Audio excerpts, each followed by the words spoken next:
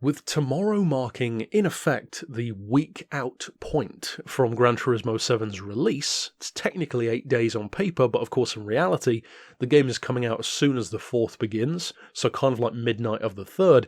I wanted to use this as kind of a last opportunity, pending any further last minute news of course, to get our collective thoughts out there. And of course, I hope to see a ton of conversation in that regard down in the comments, comparing notes on how excited we are, what plans we have. I know some of you have put this into comments before, but feel free to elaborate on it. Are you going to buy the game at release? Have you pre-ordered it in disc form, in digital form? Are you playing on the PS4 and holding out for a PS5 to see if it's worth the difference? Are you maybe just upgrading from a PS3 to a PS4 and getting it on that? Are you curious to see what channels such as myself put out in terms of which one's better? Or are you just apprehensive after GT Sport perhaps? That's what the comments are for, so let's have some discussion in that regard. Now, the second reason why I wanted to make this video is because I've had a number of questions from people asking, will I be doing tune setups? What kind of tunes will I be doing? Will I be doing, car reviews? Will I be doing drag tunes, drift tunes, money earning methods in GT7? In other words, what can you expect to see on the channel?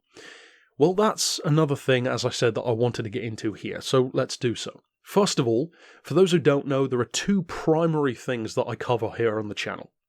And they're not Gran Turismo and Forza.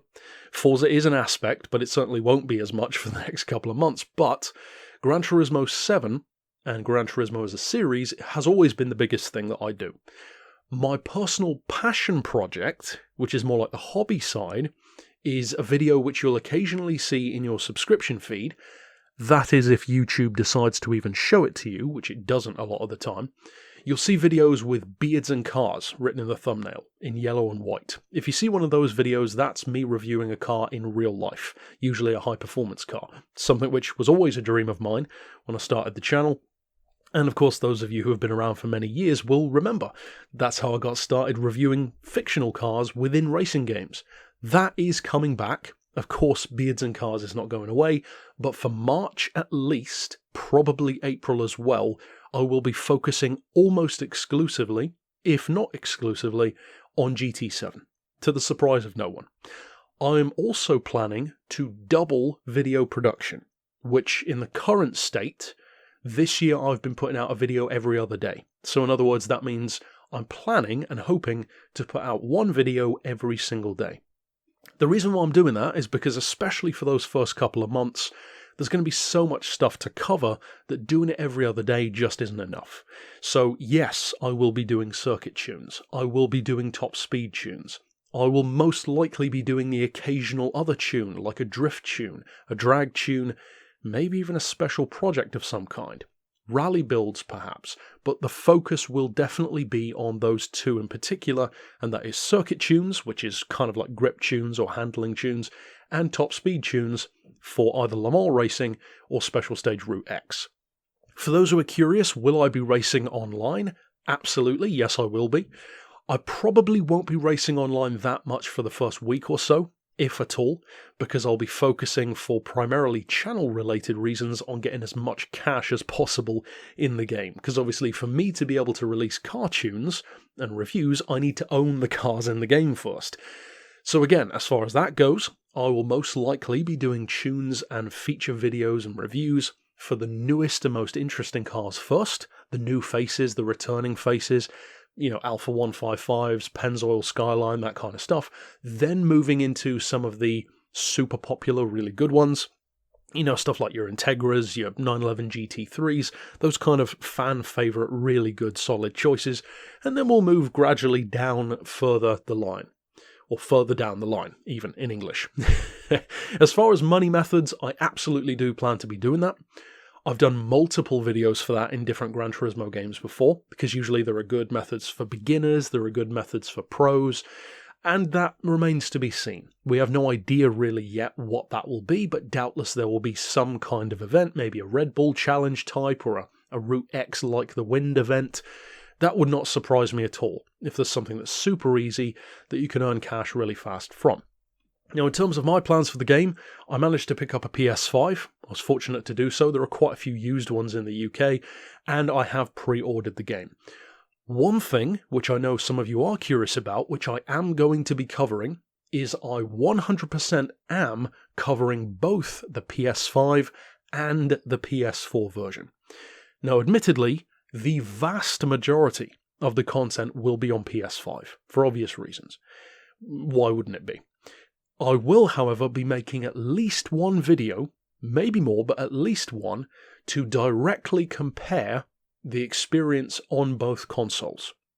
So I'm hoping, and I don't recall if we've had a confirmation on this, but I'm hoping that the game save is going to be shared between both consoles via the PSN account. I mean, I should imagine it probably will be, but let's hope, because I don't really want to have to play through the whole game twice at the same time.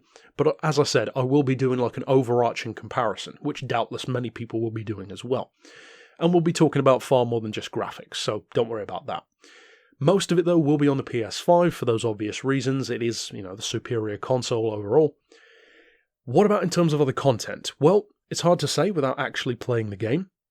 I do know that on day one, I will most likely try and have a nap, I think, on the 3rd, a little bit earlier than midnight, because I need to get the earliest start I can get in terms of starting to play the game. As many of you know, especially over on Discord, some media outlets, some of which will not be named because of my opinion of them, have already received, for obvious reasons, their early access review copies. Because of course that's what Polyphony are going to do, it's in their interest, even bad press is still press, so it really gets that final word out to as many people as possible and keeps the hype train going. So you will start to see some reviews coming out earlier than mine, because I don't have that review copy, and the embargo is 2 days earlier than the official release. I do, however, plan to get a review out as quickly as possible. With that being said, I still need enough time to actually play enough of the game for it to be a worthwhile review. So, in other words, don't expect me to review the game on day one. Maybe week 1. Maybe. Depends how much of the game I get through. If it's Gran Turismo 6 and we complete the whole thing in 2 days, then the review might end up coming out quickly, but otherwise expect it maybe around a week in, if not more. So the first few days will be focusing on my initial experience. I've actually been thinking about doing essentially a completely unedited, hour-long video of my first hour of playing the game, from booting it up, looking around, checking out the physics, the graphics, etc. And basically, for those who don't buy it on day one, for you to kind of almost sit next to me while we play the game, so that you can see it in real time. Kind of like you're sitting in the room with me. So it won't be a live stream, but it'll be that kind of thing where you can move around the video at your own pace. So that's what I'm thinking of doing. It would certainly be something which I think people would like to see. So day one, that's what I would say you should probably expect. And then after that, I'll probably pretty quickly get into the more review and tuning side of things.